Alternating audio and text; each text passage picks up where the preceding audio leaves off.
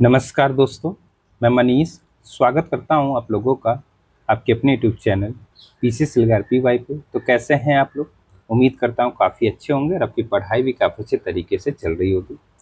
देखिए, मैंने अपने अनुभव के अनुसार कुछ इम्पॉर्टेंट टॉपिक यहाँ पे एक तरीके से कंपाइल की है, जिसमें वो टॉपिक होंगे जो कि पीसीएस के फेवरेट टॉपिक कह सकते हैं, या फिर पीसीएस उस टॉपिक से ज़रूर प्रश्न बनाता है। तो ये एक जीएस स्कोर बूस्टर नाम से 7 या 8 लेक्चर की श्रृंखला होगी, जिसमें मेरा उद्देश्य ये रहेगा कि आप लोग मैक्सिमम वो एरिया हिट करें जहाँ से प्रश्न आते हैं। तो ये जो 7-8 लेक्चर की श्रृंखला होगी बहुत महत्वपूर्ण होगी, इसको आप लोग ज़रूर देखिएगा। इससे आपके जो स्कोर है वो अच्छा खासा बूस्ट हो सकता है। इसीलिए मैंने यहाँ पे जीएस स्कोर बूस्टर यहाँ पे देखा जाए तो सीरीज नाम रखा है इसका। ये यूपीपीसीएस प्री के लिए जो अंतिम समय में है उसके लिए बहुत इंपॉर्टेंट है, और मैं उम्मीद करता हूँ ये जो आज पहला लेक्चर होगा इस माध्यम से आप लोग समझ सकेंगे कि वाकई में ही जो इम्पोर्टेंट चीज़ है वो मैं आप लोग को यहाँ पे प्रोवाइड कराना चाह रहा हूँ। तो थोड़ा सा आप लोग का इसमें सपोर्ट चाहिए। ये जो वीडियो आपके 6 से 7 आएंगे, हो सके एक दिन में 2 आ जाए, ज़्यादा भी हो सकते हैं, ठीक है, क्योंकि वो टॉपिक मुझे कवर करनी है जो इम्पोर्टेंट टॉपिक है। तो एक दिन में 2 भी वीडियो आ सकते हैं, 25 से 30 मिनट, 35 मिनट मैक्सिमम अगर देखा जाए तो 50 मिनट या 1 घंटे का वीडियो हो सकता है। क्योंकि कोशिश मेरी ये है कि वो सारे इंपॉर्टेंट टॉपिक जहाँ से आयोग लगभग 90% चांस है कि प्रश्न पूछता है उसको हम लोग कवर कर लें। तो ये पहला लेक्चर है, इस लेक्चर को आप लोग समझिए, थोड़ा सा देखिए और समझिए कि क्या सच में वो टॉपिक मैं हिट करवा रहा हूँ आप लोगों से, कि ताकि जो एग्ज़ाम में आती हैं तो अगर आप लोगों को पसंद आएगा तो आप लोग कमेंट जरूर करिएगा, और कमेंट करेंगे साथ साथ में वीडियो को शेयर करेंगे, और चीज़ें सही रही तो पूरी टॉपिक में यहाँ पे कवर करवाने की कोशिश करूँगा, मैं आप लोगों से प्रॉमिस कर रहा हूँ। तो आप लोगों के ऊपर डिपेंड है कि आप लोग इसको किस तरीके से देखते हैं और किस तरीके से इसको सपोर्ट करते हैं। बेसिकली मैं कहूँगा 8 से 10 लेक्चर ये बहुत इंपॉर्टेंट होंगे, और अच्छा खासा प्रश्न आपके यहाँ से आ सकता है, आप लोग देखिएगा, ठीक है। तो चलिए फिर जो पहला लेक्चर इसका हम लोग स्टार्ट करते हैं। तो स्टार्ट करने से पहले आप लोगों से वही छोटी सी रिक्वेस्ट रहती है कि अगर आप चैनल पर नए हो और आपने अभी तक पीसी सिलगार पीवाई चैनल सब्सक्राइब नहीं किया है तो एक बार जरूर सब्सक्राइब करें, ठीक है। इसमें आपके जो सब्जेक्ट होते हैं, ज्योग्राफी, पॉलिटी, हिस्ट्री, जो भी इंपॉर्टेंट आपके सब्जेक्ट है, जहाँ से वो एरिया जहाँ से आयोग लगभग 90% चांसेस की प्रश्न पूछता है, उस टॉपिक को यहाँ पे हम लोग कवर करेंगे। तो चलिए फिर स्टार्ट करते हैं आज का लेक्चर। चलिए फिर स्टार्ट करते हैं। सबसे पहले यहाँ पे सतलज नदी है। सतलज नदी की बात करें उससे पहले मैं आप लोगों को सिंधु नदी यहाँ बता देता हूँ, थोड़ा सिंधु नदी नहीं है। देखिए, सिंधु नदी की अगर बात करें तो आपको पता है जो सिंधु नदी है ये एक तरीके से देखा जाए तो कहाँ से निकलती है, तो मानसरोवर झील के निकट ही एक आपका जगह पड़ती है बोकुरचू ग्लेशियर। क्या बोकुरचू ग्लेशियर वहाँ से निकलती है, ठीक है, और बेसिकली जाके अरब सागर में पाकिस्तान होते हुए, मतलब भारत में लद्दाख का क्षेत्र होते हुए पाकिस्तान में जो अरब सागर है ना नीचे, वहाँ पे मिल जाती है। अब जो सिंधु नदी है उसकी बात हम कर चुके हैं। अब थोड़ा सा यहाँ पे जो अन्य उसकी सहायक नदियाँ उनकी बात करते हैं। जैसे कि सबसे पहले सतलज नदी की बात करें अगर हम लोग यहाँ पे, तो सतलज नदी मानसरोवर झील के निकट राकसताल है, वहाँ से निकलती है और चेनाब नदी में जाके अपना जल गिराती है। और आपको पता है कि भारत में ये सिपीला जो दर्रा है ना हिमाचल प्रदेश में, वहाँ से इंटर करती है, ठीक। चलिए, इसके बाद बात करें रावी नदी की, तो रोहतांग दर्रे के नज़दीक से ये निकलती है और चेनाब नदी में अपना जल गिराती है। इसके बाद अगर हम देखें यहाँ पे तो आपकी व्यास नदी है। व्यास नदी आप सबको पता है कि रोहतांग दर्रे के ही पास एक व्यास कुंड पड़ता है, वहाँ पे मतलब इसका उद्गम होता है, वहाँ से उद्गम होता है, और ये फाइनली जो सतलज नदी है उसमें जो हैरी के बैराज है उसके निकट जाके अपना जल गिरा देती है, ठीक है, याद रखिएगा आप लोग। तो सतलज नदी में अपना जल गिराती है या फिर मिलती है। इसके बाद अगर बात करें झेलम नदी की, तो झेलम नदी बेसिकली वेरीनाग है उसके निकट एक झील पड़ती है, शेषनाग झील, वहाँ से निकलती है और चेनाब नदी में अपना जल गिराती है। चेनाब नदी की अगर मैं बात करूँ तो चेनाब नदी 2 नदियाँ हैं, एक आपका हिमाचल प्रदेश की नदी है चंद्र, ठीक है, और दूसरी नदी है भागा। ये जो 2 नदियां हैं आपस में जब मिलती है तो इसका नाम पड़ जाता है चेनाब, और चेनाब नदी फाइनली जाके सिंधु नदी में अपना जल गिराती है। तो इस तरीके से ये 5 नदियां हो गई। अब यहाँ पर हम लोग बात करते हैं थोड़ा सा अन्य नदियों की, जैसे कि अगर बात करें गंगा, तो गंगा नदी बेसिकली अगर देखा जाए तो यहाँ पे लिखा है गोमुख के निकट गंगोत्री हिमनद से निकलती है। तो बेसिकली इसकी अगर मैं कुछ और चीज़ें आपको बताऊँ तो एक नदी है आपकी भागीरथी, ठीक है, भागीरथी नदी इस तरीके से निकल रही है, और इधर से आ रही है आपकी अलकनंदा नदी। जब इन दोनों का संगम होता है देवप्रयाग में, कहाँ पे, देवप्रयाग में, तो जो फिर इस तरीके से धारा बनती है इसको हम लोग कहते हैं बेसिकली गंगा, ठीक। इस तरीके से याद रखिए। अब यहाँ पे अगर हम लोग बात करें थोड़ा सा बाएं तरफ से गंगा नदी में मिलने वाली नदियाँ कौन सी, क्योंकि एक तरीके से ऐसे प्रश्न बनते हैं सहायक नदियों से, तो रामगंगा नदी जो है ये आपका गंगा में बाएं तरफ से मिलती है। फिर गोमती मिलती है। गोमती बेसिकली आपको पता है कि अगर आपसे कोई पूछे कि गंगा नदी की कौन सी ऐसी सहायक नदी है जो एक तरीके से मैदानी क्षेत्रों से निकलती है, तो गोमती हो जाएगी। ठीक है, फुलहर झील से निकलती है पीलीभीत में। ठीक है, फिर अगर बात करें यहाँ पे तो घाघरा है, फिर गंडक है, फिर बागमती है, और आप यहाँ पे देखा जाए तो कोसी। ठीक, तो इस तरीके से ये कह सकते हैं कि बाएं तरफ से मिलने वाली गंगा की सहायक नदियां हैं।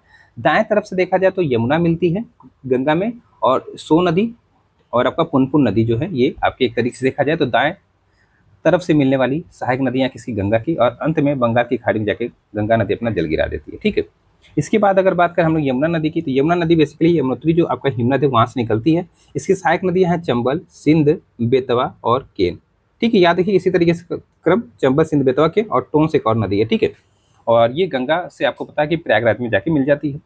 चंबल नदी की बात करें तो ये आपका महू जो एक तरीके से आपका एक मध्य प्रदेश का क्षेत्र है, वहाँ पे जानपाव की जो पहाड़ी है ना वहाँ से निकलती है। इसकी सहायक नदी आपका बनास है, इसकी सहायक नदी पार्वती है, काली है, सिंध है, ठीक है, और छिप्रा है। ये किसकी सहायक नदी है? तो चंबल की सहायक नदी है, और ये भी अपना जल कहाँ पे फाइनली गिराती है? तो यमुना नदी से मिल जाती है इटावा के पास। ठीक है, रामगंगा नदी की अगर मैं बात करूँ यहाँ पे, तो रामगंगा नदी जो है बेसिकली देखा जाए तो ये आपका नैनीताल के निकट से निकलती है।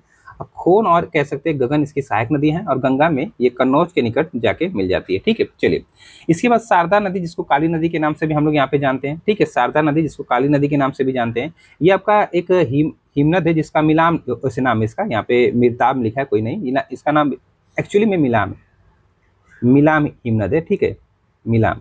ठीक है, तो वहाँ से ये निकलती है, और आपको पता होना चाहिए कि इसकी सहायक नदियाँ सरयू है, आपका लिसार है और शर्मा है, और ये घाघरा में फाइनली जाके मिल जाती है। सो नदी की बात करूं तो सो नदी आपको पता है कि ये दाएं तट से गंगा में मिलती है, तो अमरकंटक की जो पहाड़ी है ना वहां से ये निकलती है। इसकी सहायक नदी आपकी रिहंद है, उत्तरी कोयल है, बहुत बार पूछा गया। ठीक है, और आपका यहाँ पे कन्हर है। ठीक है, ये सब सो नदी की सहायक नदी है, और आपको पता है गंगा से ये पटना के पास जाके मिल जाती है। ठीक, इसके बाद अगर बात करें घाघरा नदी की, तो घाघरा नदी जो आपका मापचा चुंग एक ग्लेशियर है वहां से निकलती है। सरयू, शारदा, राप्ती और छोटी गंडक इसकी सहायक नदी है, और आपको पता है राप्ती जो नदी है इसी के तट पर आपका गोरखपुर शहर बसा हुआ है, और गंगा में ये छपरा के पास जाके मिल जाती है। गंडक नदी की बात करें तो गंडक नदी नेपाल हिमालय से निकलती है। गंडक नदी जो है बेसिकली अगर देखा जाए तो जो आपका यहाँ पे नेपाल हिमालय है वहां से निकलती है। इसकी सहायक नदी त्रिशूली है, आपका माड़ी है, बूढ़ी गंडक है। ठीक है, और ये गंगा में सोनपुर एक क्षेत्र पता बिहार में उसके समीप जाके मिल जाती है। कोसी नदी की बात करें तो ये गोसाई थान जो तिब्बत का क्षेत्र है वहां से निकलती है।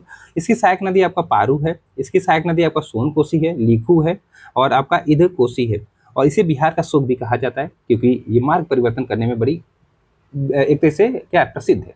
ठीक है, इसीलिए इसको बिहार का शोक कहते हैं। और गंगा में एक जगह पड़ती है कुर्सेला, उसके समीप जाके ये मिल जाती है।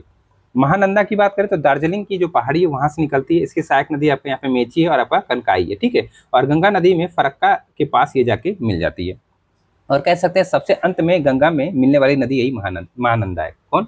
महानंदा नदी है। ठीक है, चलिए इसके बाद अगर हम बात करें केन नदी की बात करें तो जो कैमूर पहाड़ी है मध्य प्रदेश में वहां से निकलती है। इसकी सहायक नदी आपका अलोना हो जाएगी, सोनार हो जाएगी, एक आपका मीरहासन हो जाएगी, उर्मिल, बहुत पूछता उर्मिल हो जाएगी, कैल, ये सब इसकी सहायक नदी किसकी? तो केन की सहायक नदी है। और यमुना के मतलब यमुना नदी में ये बांदा के पास जाके मिल जाती है। कौन सी? तो केन नदी। ठीक है, इसके बाद अगर बात करें यहाँ पे दामोदर नदी जिसे हम लोग कहाँ का शोक कहते हैं? तो बंगाल का शोक कहते हैं। ठीक है, तो इस तरीके से छोटा नागपुर जो आपका पठार वहां से ये निकलती है, और बराकर इसकी सहायक नदी है, कोनार इसकी सहायक नदी है, जमुनिया इसकी सहायक नदी है, बरकी इसकी सहायक नदी है, और ये फाइनली हुगली नदी जो है उसमें जाके मिल जाती है। ठीक है, तो याद रखिएगा दरअसल हुगली एक छिपरा है किसकी? तो आपकी गंगा की ना। ठीक, बेतवा या फिर इसको एक तरीके से वेत्रवती कहते हैं। बेसिकली बेतवा याद रखिएगा, ये रायसेन जो जिला है ना वहां से निकलती है मध्य प्रदेश का।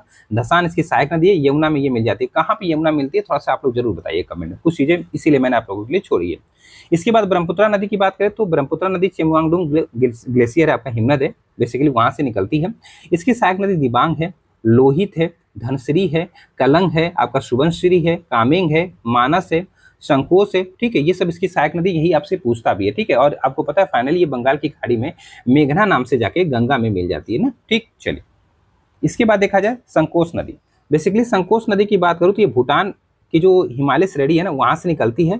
ठीक, और ब्रह्मपुत्रा में ये जाके अपना जल गिरा देती है। बराक नदी की बात करें तो बराक नदी मणिपुर की जो पहाड़ी वहां से निकलती है। माकू, तरंग, आपका धलेश्वरी, मुदवा इसकी सहायक नदियां हैं और ब्रह्मपुत्रा में ये अपना जल गिराती है फाइनली। ठीक, इसके बाद बात करें हम लोग तीस्ता नदी की, तो तीस्ता नदी सिक्किम में जो आपका चुंगथांग ग्लेशियर है उसी के बगल में पड़ता है, हिमालय का हिस्सा है, तो वहां से निकलती है। रानी हो गई, खोला हो गई और आपका रंगीत जो इसकी सहायक नदी है ब्रह्मपुत्रा में जाके फाइनली मिल जाती है। इसके बाद गोदावरी नदी की बात करें तो गोदावरी नदी जिसे हम लोग एक तरह से दक्षिण की गंगा कहते हैं, दक्षिण भारत की नहीं दक्षिण की गंगा कहते हैं। दरअसल अगर देखा जाए तो प्रायद्वीपीय भारत की सबसे लंबी नदी यही है। दरअसल ये नासिक के निकट जो त्र्यंबकेश्वर पहाड़ी है ना वहां से निकलती है। इसकी सहायक नदियां बहुत इंपॉर्टेंट है, इंद्रावती, प्राणहिता, ठीक है, आपका पूर्णा, वर्धा, परवरा, मंजरा, वेनगंगा, पेनगंगा, सबरी, ये सब इसकी सहायक नदी बहुत बार एग्जाम में पूछा गया, तो याद रखिएगा।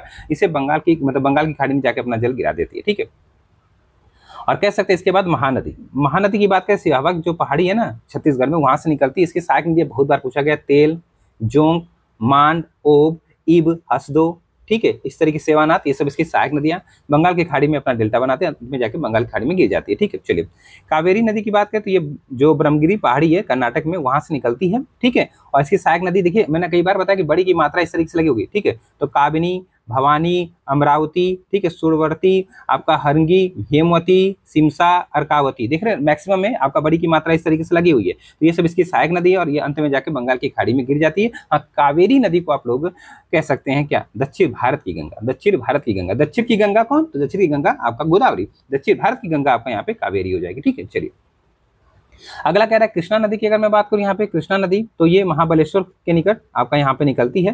तुंगभद्रा इसकी सहायक नदी है, भीमा है, फिर कोयना है, फिर वर्डा है, फिर घाट प्रभा है, फिर माल प्रभा, मूशी और पंचगंगा इसकी सहायक नदियां है। किसकी, तो कृष्णा की। ठीक है, और बंगाल की खाड़ी में ये अपना क्या, तो जल गिरा देती है। ठीक, इसके बाद देखा जाए यहाँ पे स्वर्ण रेखा नदी जो कि छोटा नागपुर पठार वहां से निकलती है और आपका खरकई इसकी सहायक नदी है, बंगाल की खाड़ी में अपना जल गिराती है। इसके बाद अगर देखा जाए यहाँ पे जो ब्राह्मणी नदी है, ब्राह्मणी नदी, तो ये छोटा नागपुर पठार से निकलती है। कोयल इसकी सहायक नदी है, शंख इसकी सहायक नदी है, बंगाल की खाड़ी में अपना जल गिराती है। वैतरणी नदी की अगर मैं बात करूं यहाँ पे तो केओंझोर पहाड़ी से निकलती है। ठीक है, कहाँ पे है ये पहाड़ी बता सकते हैं तो जरूर बताइएगा। कंजोरी और आपका यहाँ पे देखा जाए अमझरा और आपका मुशाल इसकी सहायक नदी है, बंगाल की खाड़ी में अपना जल गिराती है। ठीक, चलिए इसके बाद अगर बात करें तुंगभद्रा नदी की, तो ये गंगा मूल चोटी है कर्नाटक में, वहां से निकलती है। और आपको पता होना चाहिए ये आपका कृष्णा नदी है ना, उसकी सहायक नदी, कृष्णा नदी में अपना जल गिराती है। इसकी सहायक नदियां अब इसकी किसकी, तुंगभद्रा की, तो आपका कुमुदवती है, वर्धा है, आपका मंगारी है, ठीक है, मगारी कहते हैं इसको, इस तरीके से ये नदियां हिंद है। ठीक है, किसकी, तुंगभद्रा की सहायक नदियां है। वैगई की बात करें तो वैगई बेसिकली आपका कंडन, आपका मणिक कनपुर मुदरई के पास एक पहाड़ी वहां से निकलती है। इसकी सहायक नदी कुमम है, आपका वर्षानाड है, आपका सरिलियार है और वरा है। ठीक है, ये बंगाल खाड़ी में अपना जल गिराती है। ठीक है, कोलार नदी की अगर मैं बात करूं तो कोलार का जो मतलब कोलार जो क्षेत्र है ना कर्नाटक में वहां से निकलती है और पोई चैयार इसकी सहायक नदी है, बंगाल की खाड़ी में अपना जल गिराती है। पेन्नार की बात करें तो नंदी दुर्ग एक श्रेणी है कर्नाटक में, वहां से निकलती है।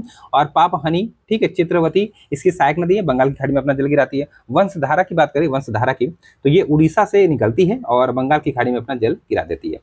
ताम्रपर्णी की बात करूं तो अगस्ता मलाई जो पहाड़ी है ना वहां से निकलती है, मन्नार की खाड़ी में अपना जल गिराती है, इसलिए इंपॉर्टेंट है क्योंकि मन्नार खाड़ी में अपना जल गिराती है। ठीक है, ताम्रपर्णी। ठीक है, इस तरीके से याद रखिएगा।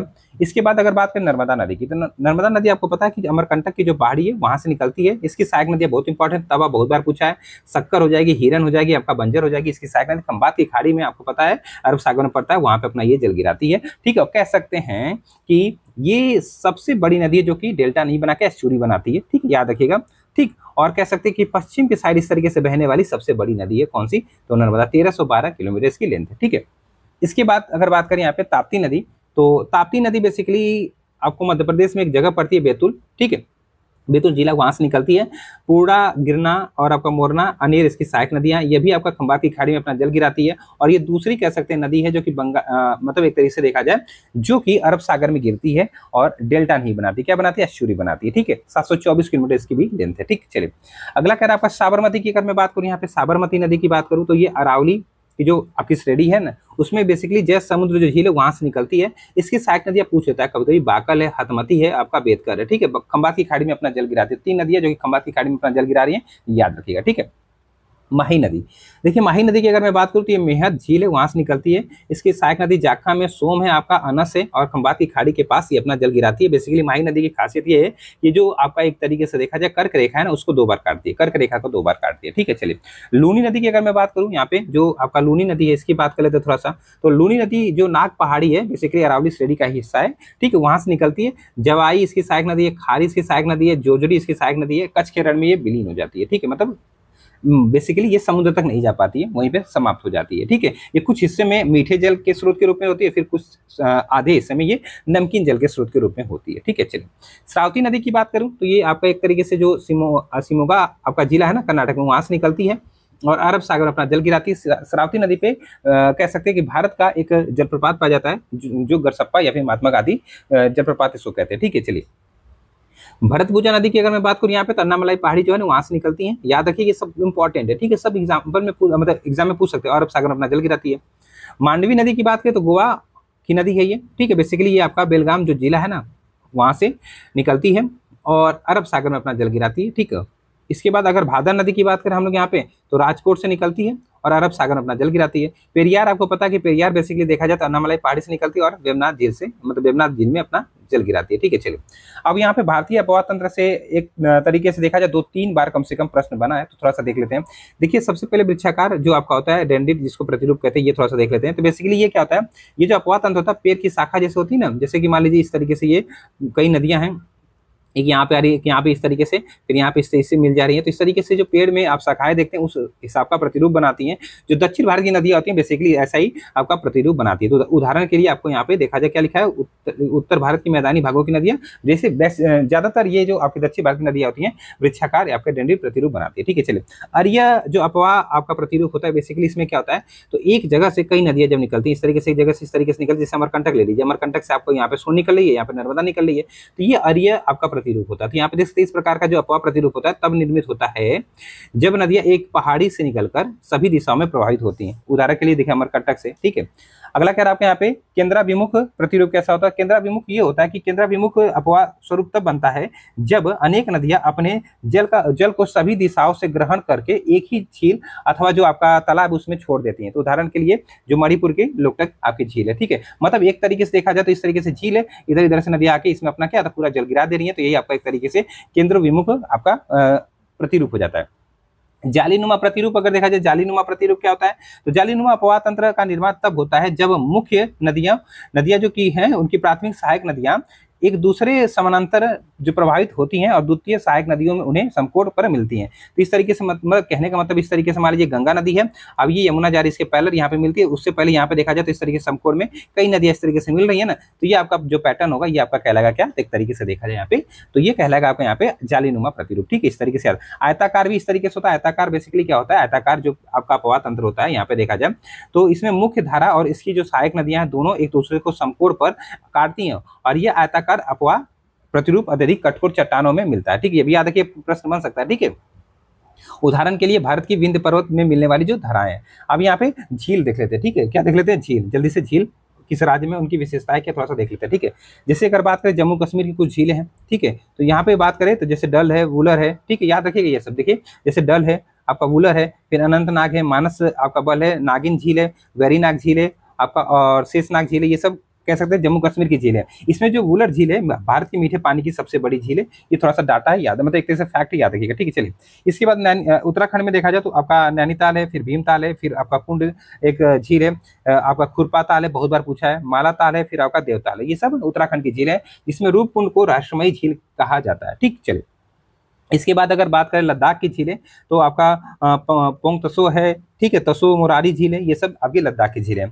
अगर बात करें हम लोग यहाँ पे हिमाचल प्रदेश की तो रेणुका झील है, सूरजताल झील है, चंद्रताल झील है, नाको झील है जो कि कह सकते हैं हिमाचल प्रदेश की झील है। रेणुका झील बेसिकली क्या है कि सबसे छोटा जो आर्द्रभूमि है ना स्थल है वो आपका रेणुका झील है। ठीक है, चलिए पंजाब की बात करें तो यहाँ पे कांजली झील है। ठीक है, हरिके है और आपका रोपड़, इस तरीके से झीलें पाई जाती हैं कहाँ पे, पंजाब में।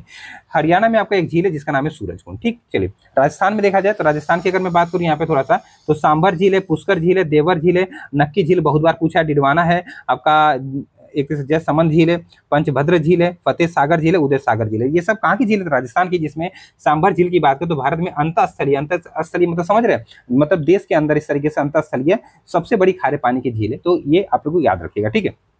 इसके बाद अगर बात करें यहाँ पे गुजरात की, बहुत बार पूछा नल सरोवर, ठीक है, नल सरोवर है आपका, नारायण है, ठीक है। तो ये सब आपका कह सकते हैं कि गुजरात की झील है, ठीक। मध्य प्रदेश की बात करें तो भोजताल है आपका, तवा वोहोर है, ये सब झील मध्य प्रदेश में पाई जाती है। महाराष्ट्र में अगर देखा जाए तो पवई झील है, बहुत बार पूछा है। लोनार झील है आपका, गोरे बड़ा झील है, ठीक है। सलीम अली सरोवर झील है। तो ये एक तरीके से देख सकते हैं महाराष्ट्र की झील है, जिसमें खासियत क्या है एक झील की, लोनार। लोनार ज्वालामुखी द्वारा निर्मित आपका एक तरह से भारत की एकमात्र कह सकते हैं क्रेटर झील है, ठीक है, तो याद रखिएगा। चलिए इसके बाद अगर कर्नाटक की बात करें तो वेलांदूर झील है, ठीक है, और कर्नाटक में ही आपका वेलांदूर झील पाई जाती है, ठीक। और केरल की अगर मैं बात करूं यहाँ पे तो वेवनाथ झील है, ठीक, अष्टमुंडी झील है, और आपका सस्थम जो कोट्टा झील है, कई बार पूछा है, ठीक है। जिसमें खासियत किसकी बड़ी अच्छी है यहाँ पे, तो वेवनाथ झील जो है ये, इस पर एक तरीके से देखा जाए तो वेवनाथ झील केरल की या फिर कह सकते हैं भारत की सबसे लंबी झील है, ठीक है, सबसे लंबी झील है ये, ठीक है। और आपको पता है वेलिंगटन जो द्वीप है इसी झील पे स्थित है, वेवनाथ झील पे, ठीक है। इसके बाद अगर बात करें यहाँ पे तमिलनाडु की झील है तो वेरिनाग झील है, ऊटी झील है आपका, कोडाई कनाल झील है। तो इस तरीके से तमिलनाडु की झील हो जाती है। आंध्र प्रदेश में कोलेरू झील है, और आंध्र प्रदेश में कोलेरू झील हो गई। इस तरीके से अगर तेलंगाना में देखा जाए तो हुसैन सागर झील है, उस्मान सागर झील है, और आपका हिमायत सागर झील है। ये सब तेलंगाना की झीलें हैं। इसके बाद अगर बात करें उड़ीसा में तो आपको पता है चिल्का, चिल्का बेसिकली सिखाती है कि भारत की सबसे बड़ी लैगून झील है, और खारे पानी की भी भारत की सबसे बड़ी झील है। ये भी थोड़ा सा याद रखिएगा आप लोग, खारे पानी की भी, ठीक है। तो चिल्का झील के बारे में इतना याद रखिएगा। सिक्किम की बात करें, कई ठो झीलें हैं सिक्किम की भैया, बड़ी इंपॉर्टेंट है, पूछ लेता है। जैसे सिक्किम की अगर मैं बात करूँ तो यहाँ पे देखिए गुरु गोडम झील आपका, चुलामू झील आपका, सोंगमो झील यूपीएससी तक पूछा है, ठीक है, तो याद रखिएगा। असम की बात करें तो दीपोर बिल, ठीक है, आपका सोनबिल झील, जो बिल आएंगी ना वो असम में रहेंगी। चपनाला झील, तो ये सब असम की झील है। अगर बात करें मेघालय में तो उमियम झील है, एक ही झील है, बहुत इंपॉर्टेंट पूछा जाता है। मिजोरम की अगर बात करें यहाँ पे तो पाला झील है, ठीक है।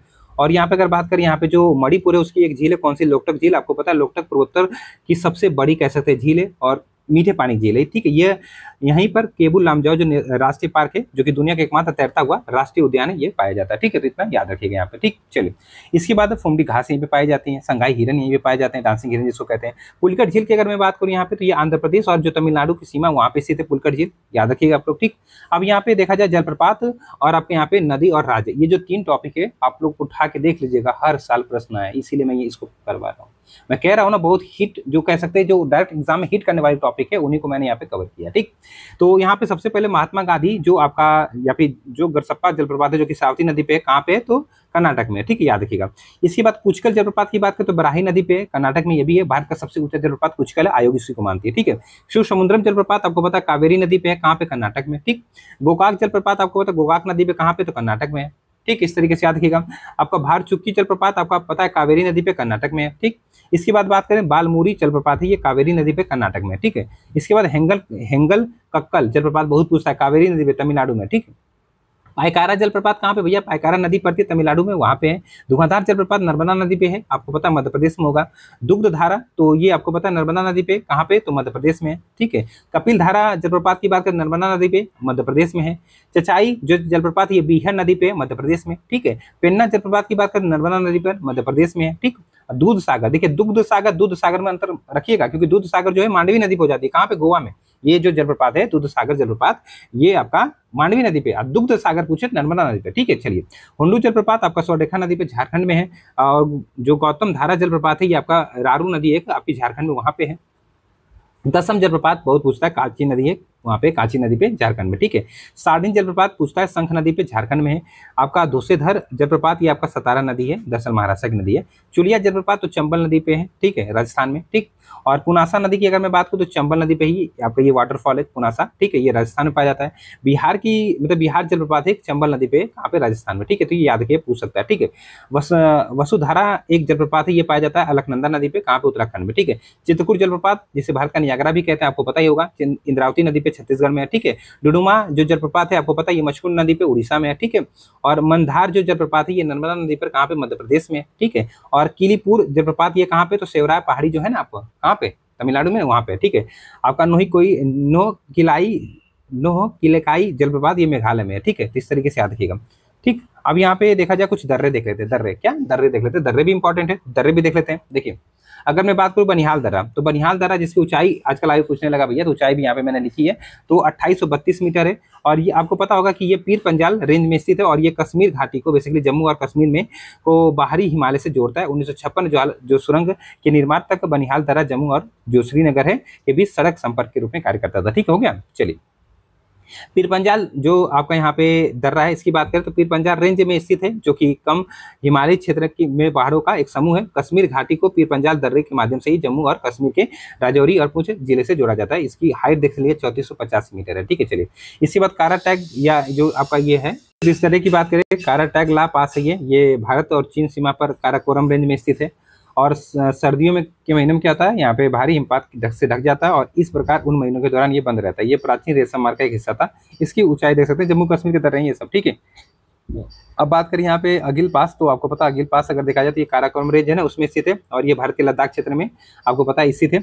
और ये चीन में जो सस्काम घाटी है ना, उसको अलग करता है। इसकी हाइट इतनी है 4805 मीटर। ठीक है, चांगला पास ये भी आपका लद्दाख में है। ठीक है, ये भी आपका लद्दाख में 5360 मीटर इसकी हाइट है। और ये जो स्योग नदी घाटी है और आपका लेह जिले के बीच स्थित है। ये दुनिया का सबसे ऊंची कहते हैं क्या है, मोटरेबल सड़कों में से एक है आपका चांगला पास। ठीक है, फोटुला पास अगर देखा जाए तो हिमालय की जो जस्कर श्रेणी है उसमें स्थित है और ये दो पहाड़ी दर्रों में से एक जो कि लेह और कारगिल के जिले के बीच स्थित है, 4108 मीटर है। ठीक है, खारदुंगला पास तो ये एक तरह से लद्दाख जो आपका वहाँ पे है, ये पहाड़ों की लद्दाख श्रेणी में स्थित है। ये नुब्रा और जो घाटियां उसके प्रवेश द्वार के रूप में कार्य करता। 5359 मीटर इसकी क्या है, तो कह सकते हैं ऊंचाई है। कनकला जो पास है आपका लनकना है। ठीक है, तो ये अक्साई चीन क्षेत्र में स्थित है और इस प्रकार भारत और चीन के को ये जोड़ता है और इस तरीके से याद रखिएगा। ठीक है, ये 5466 मीटर है। इसके बाद अगर बात करें यहाँ पे नामिकला, तो ये जास्का श्रेणी जो है ना उसमें स्थित है। और बेसिकली देखा जाए तो ये दो पहाड़ों जो दर्रे हैं एक तरीके से यहाँ पे, तो एक तरीके से देखा जाए में से एक है। ठीक है, इस तरीके से याद रखिएगा। ठीक है, जोजिला पास आपको पता ये पड़ेगा आपका कहाँ पे, तो ये पड़ेगा आपका जोजिला पास कहाँ पे बताइए, तो ये लद्दाख और कश्मीर घाटी के बीच कड़ी मतलब यहाँ पे एक तरह से काम करता है। और जोजिला सुरंग के निर्माण में दर्रा सर्दियों के दौरान बंद कर दिया जाता है। ठीक है, तो इस तरीके से आपका जोजिला दर्रा हो गया हिमाचल प्रदेश में। बारालाचला पास कहाँ पे, हिमाचल प्रदेश में। ठीक है, इस तरीके से याद रखिएगा। 4850 मीटर इसकी हाइट है। ये हिमाचल प्रदेश को लाहौल स्पीति जो आपका लाहौल के जिले को लद्दाख से जोड़ता है। ठीक है, चांसल पास ये दर्रा शिमला के पास हिमाचल प्रदेश में सबसे ऊंची चोटी चांसल चोटी में स्थित है। ये शिमला के जिले को दो शहरों से आपको जोड़ता है। ठीक है, इतना याद रखिएगा। देवसा पास ये भी हिमाचल प्रदेश में, जो कि कुल्लू और आपका स्पीति आपका जिला उसके बीच स्थित है। 5360 मीटर इसकी क्या है, तो ऊंचाई कह सकते हैं। ये हिमालय पर्वत श्रृंखला में है और ये पार्वती घाटी की को स्पीति घाटी से जोड़ता है। इंद्रहास पास ये भी आपका कह सकते हैं कि उसी में हिमाचल प्रदेश में हिमालय की धौलाधर श्रेणी के पास ये स्थित है। ठीक है, 4342 मीटर है। ठीक है, चलिए याद रखिएगा। इसके बाद रोहतांग दर्रा, तो ये भी हिमाचल प्रदेश में ये आपका देखा जाए तो कुल्लू घाटी को लाहौल और स्पीति घाटी से जोड़ता है। 3978 मीटर है ये। शिवकिला दर्रा तो आपको पता है ये हिमाचल प्रदेश में है। बेसिकली अगर देखा जाए तो ये दर्रा बहुत ही महत्वपूर्ण है और क्योंकि ये भारत और तिब्बत के बीच व्यापार को बढ़ाता है। ठीक है, और इसी दर्रे से जो आपकी कौन सी नदी है, तो सतलज नदी भारत में प्रवेश करती है। 3930 मीटर इसकी हाइट है।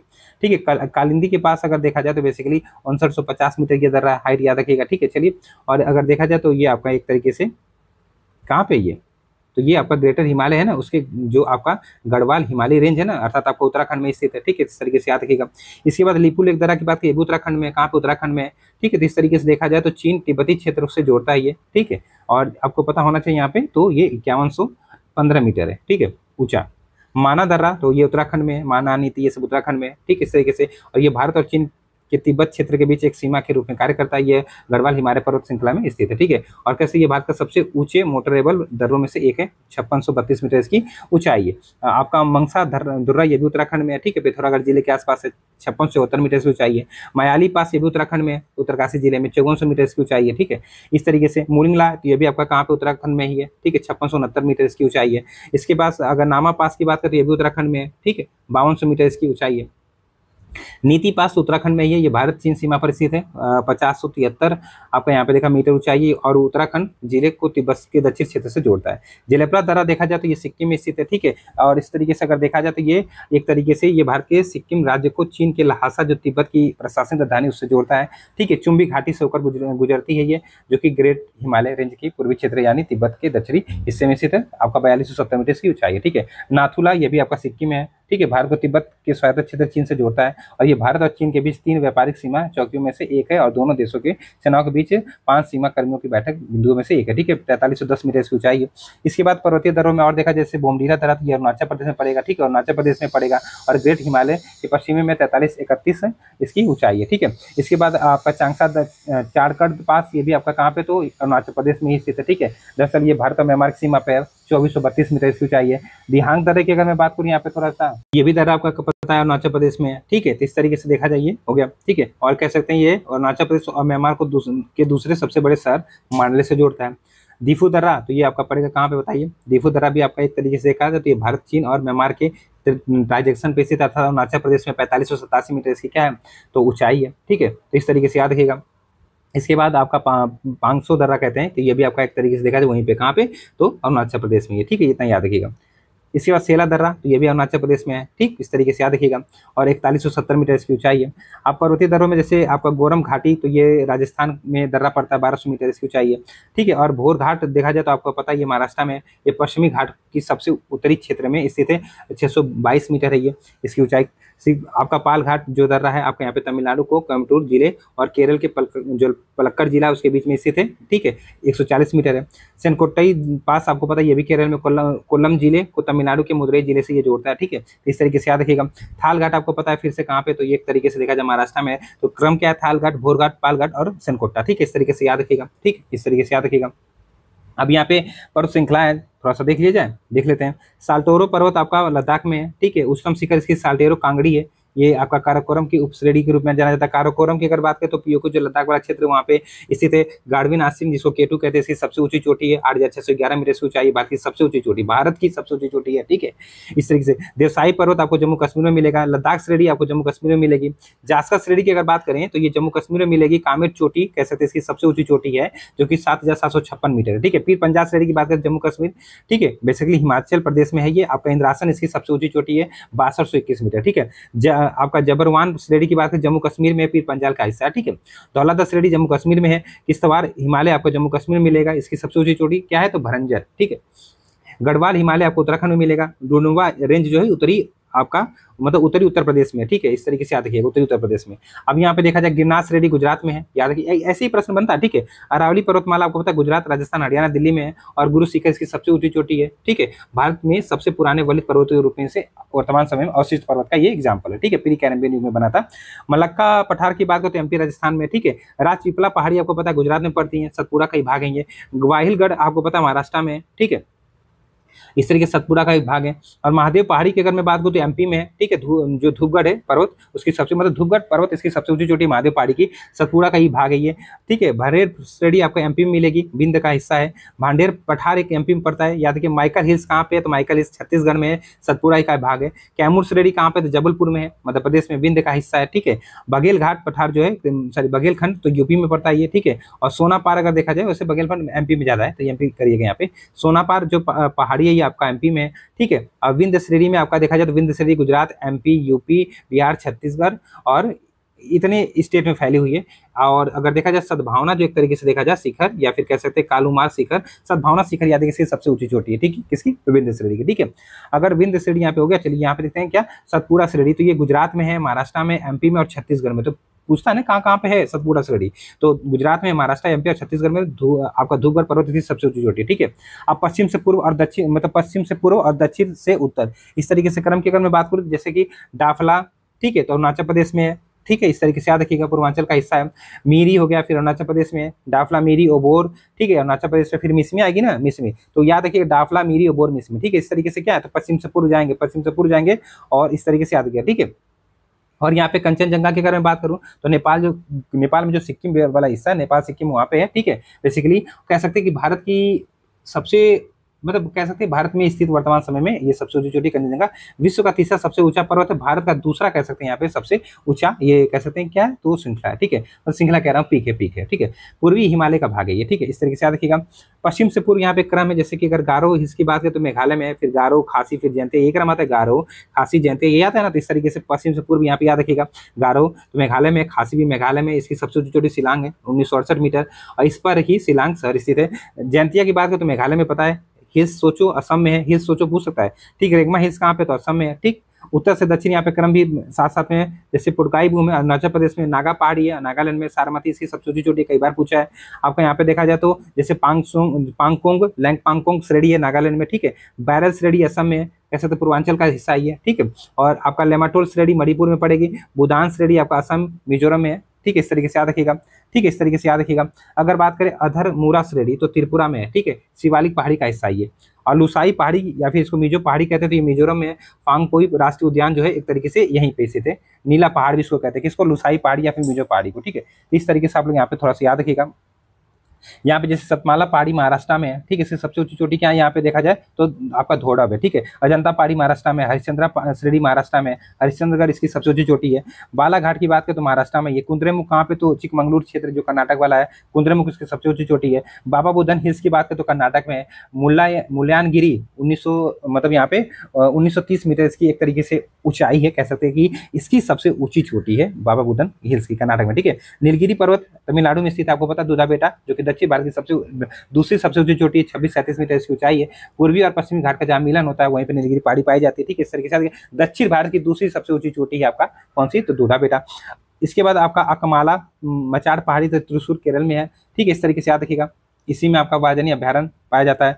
अन्नामलाई पहाड़ी में देखा जाए तो तमिलनाडु और केरल में पाई जाती है। अनाईमुड़ी जो कह सकते हैं दक्षिण भारत की सबसे ऊंची चोटी है, अन्नामलाई पहाड़ी पे स्थित है, ठीक है। अनाईमुड़ी जो है विश्व धरोहर स्थल दक्षिण भारत की सबसे ऊंची चोटी है, ठीक है। इस तरीके से याद रखिएगा। पलानी पहाड़ी तमिलनाडु और केरल में, ठीक है। इस तरीके से वंदाराउर इसकी सबसे ऊंची चोटी है। इलायची पहाड़ी तमिलनाडु और केरल में, इलायची मसालों की खेती के लिए जानी जाती है। आपका वर्षानाथ पहाड़ी तो तमिलनाडु में, इलायची का ये भाग है, ठीक है। इस तरीके से याद रखिएगा। अब जैसे कि नायगढ़ पहाड़ी कहाँ पे, उड़ीसा में। बस्तर का पठार छत्तीसगढ़ में। नल्लामाला पहाड़ी कहाँ पे, तो ये आपका आंध्र प्रदेश तेलंगाना में। एरामाला हिल्स कहाँ पे, आंध्र प्रदेश में। वेलिकोंडा कहाँ पे भैया, आंध्र प्रदेश में, सब पूछा है। पालकोंडा कहाँ पे, आंध्र प्रदेश में। शेषाचलम कहाँ पे, आंध्र प्रदेश में। तिरुपति सारिसी के मतलब यहीं पे है। नागरी पहाड़ी कहाँ पे, आंध्र प्रदेश में। जावेदी हिल्स कहाँ पे, तमिलनाडु में। मेलागिरी रेंज की बात करें तमिलनाडु में। सेवरा हिल्स आपका तमिलनाडु में। पंचमलाई जो आपकी पहाड़ी है तमिलनाडु में। तो इस तरीके से सिरुमलाई पहाड़ी तमिलनाडु में। तो इस तरीके से आपका यहाँ पे हुआ। चलिए दूसरी टॉपिक देखते हैं हम लोग, यहाँ पे योजनाएं देख लेते हैं। जैसे सामुदायिक विकास कार्यक्रम 1.5 1952 में स्टार्ट हुई थी बस। सुखद संभावित क्षेत्र विकास कार्यक्रम 1973-74 में स्टार्ट हुआ था। दरअसल यहाँ पे ये जो चीजें वो तो इंपॉर्टेंट नहीं है। मरुभूमि विकास कार्यक्रम 1977-78 में, दरअसल मरुस्थल के विस्तार को रोकना, क्षेत्र आर्थिक विकास करना था, ठीक है।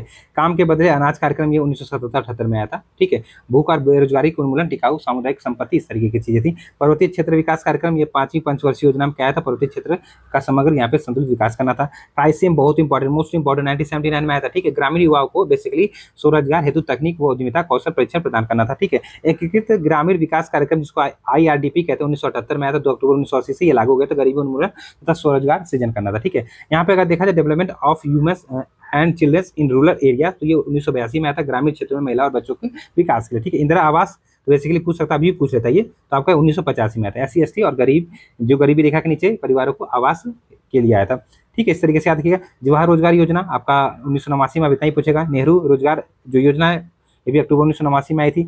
10 लाख कुआं योजना आपका आई थी 1988-89 में, ठीक है। प्रधानमंत्री रोजगार योजना आपका 2 अक्टूबर 1993 को आई थी, ठीक है। रोजगार आश्वासन योजना 2 अक्टूबर 1993 को आई थी, ठीक है। इस तरीके से यहाँ पे देखा जाए तो आपका ये देखिए, अगर स्वर्ण जयंती शहरी जो रोजगार योजना 1 दिसंबर 1997 को, ठीक है। और यहाँ पे देखा जाए स्वर्ण जयंती ग्राम स्वरोजगार योजना 1999 को आई थी। जवाहर ग्राम जो आपकी समृद्धि योजना है 1999 को ये भी आई थी। प्रधानमंत्री ग्राम सड़क योजना 2000 में आती है, ठीक है। और अन्नपूर्णा योजना 2000 में आती है। इस तरीके से उन वरिष्ठ नागरिकों को जिसकी 65 वर्ष से अधिक है खाद्य सुरक्षा प्रदान करना, ठीक है। इस तरीके से जनश्री बीमा योजना 2000 में आई थी, ठीक है। ये किसान क्रेडिट जो आपका कार्ड योजना 1998 में, बहुत इंपॉर्टेंट, कई बार पूछा है। तो कृषकों को सस्ते ब्याज पर जो ऋण होती है एक तरह से उपलब्ध कराना, ठीक है। अंत्योदय अन्न योजना ये आपका 2000 में आई थी, 25 दिसंबर 2000 को आई थी, ठीक है। तो इस तरीके से जैसे निर्धनतम जो परिवार है उनको प्रतिमाह 35 किलोग्राम जैसे खाद्यान्न, जैसे 2 रुपये प्रति किलो गेहूं तो 3 रुपये प्रति किलो आपका चावल, ठीक है, जो पीडीएस सिस्टम होता है उसके माध्यम से उपलब्ध कराना, ठीक है। सर्व शिक्षा अभियान अगर देखा जाए तो आपका 2001 में आता है। 6 से 14 वर्ष तक के सभी बच्चों को निःशुल्क और अनिवार्य शिक्षा दिलाना था। यहाँ पे एकीकृत बाल विकास कार्य सेवा देखा जाए 1975 में, ठीक है। 6 वर्ष तक के बच्चों को बच्चे गर्भवती व स्तनपान कराने वाली महिलाओं को स्वास्थ्य, पोषण और शैक्षिक सेवाओं का एकीकृत पैकेज यहाँ पे दिया जाता था। प्रधानमंत्री ग्रामोदय योजना 2000 से प्रारंभ हुई थी। मध्याह्न भोजन योजना आपका 15 अगस्त 1995 से, अब इसका नाम बदल गया, आपको पता ही होगा, ठीक है। यहाँ पे देख सकते हैं 2021 से इस योजना का नाम बदलकर प्रधानमंत्री पोषण शक्ति निर्माण कर दिया गया, पीएम पोषण कर दिया गया। ठीक है, इस तरीके से याद रखिएगा। और कक्षा 1 से लेकर 8 तक के बच्चों को दोपहर के समय जो आपका लंच के समय खाना दिया जाता है वो कस्तूरबा गांधी बालिका विद्यालय, तो आपका 2004 में SC ST OBC अल्पसंख्यक एवं गरीब रेखा से नीचे जीवन यापन करने वाले परिवारों की लड़कियों की शिक्षा के लिए ये आपका आवासीय विद्यालय खोला गया था। भारत निर्माण योजना 2005 में स्टार्ट हुई थी।